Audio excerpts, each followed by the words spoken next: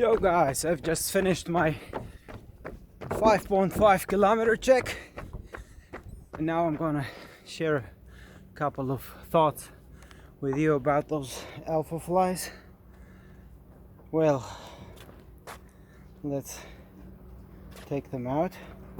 Wait a second. I'm right here on this beautiful pier in Charbois, as you can see, at the Bayside Hotel in my back. So here you got the Alphafly, right? Yeah, so check it out.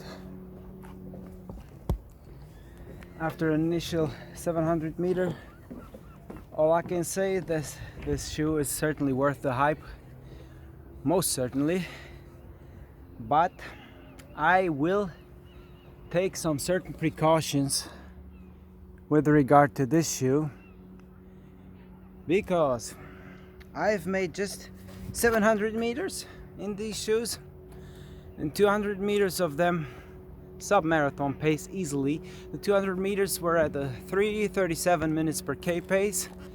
It felt quite effortless, but the thing is, this cushioning right here, the air zoom pockets, they are giving you a great sensation of propelling you up, either up then forward. And now the thing is, you have to maintain a forward upward position moving forward, and you have to avoid jumping up like a goat in order not to lose the energy up to the sky upwards, instead of moving forwards and maintaining the speed in a forward movement. The other thing is, the air zoom pockets felt a bit stiffer than expected. They weren't as soft as I was afraid of. I was assuming that they would have some sort of a bursting sensation, because they feel quite soft when pressing them down. And now I must say that these pockets feel secure, and I'm sure they will bring me through that distance without a problem.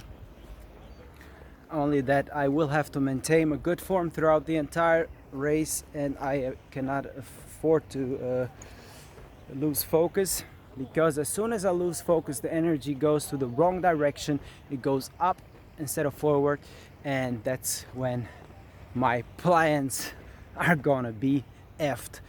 So in other words, I will have to recalculate my target. The initial target was 2:49, of course, sub 2:50. Then I came up with the idea to attempt my top 10 marathon in 2:47.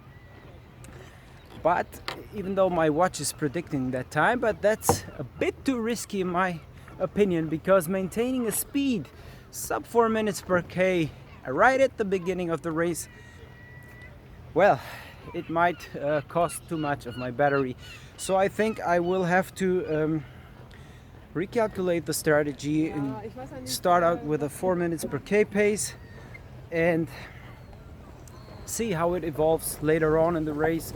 After feeling better after 15 or 20 kilometers, I can re-estimate my actual shape and decide whether to push or not to push, because if I'm gonna start out in 1:24, I will still be able to go for that 2:47. But if not, well, then my shape was certainly not as good as expected, because the shoe is certainly not the fault. This shoe is perfect, but the thing is, you have to maintain a perfect shape for the shoe throughout the entire race. So this is it for my short review after only 700 meters. Maybe the shortest review ever on foot after testing them so short. But this shoe is magic. So you have to have a magic form in order to perform a magic result.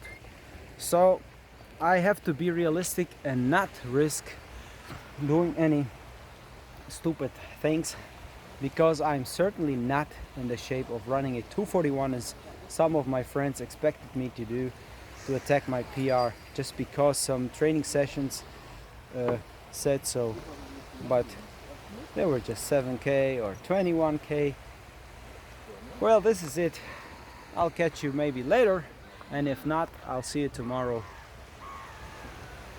during or after and before the race. Peace out, your Dawn Marathon.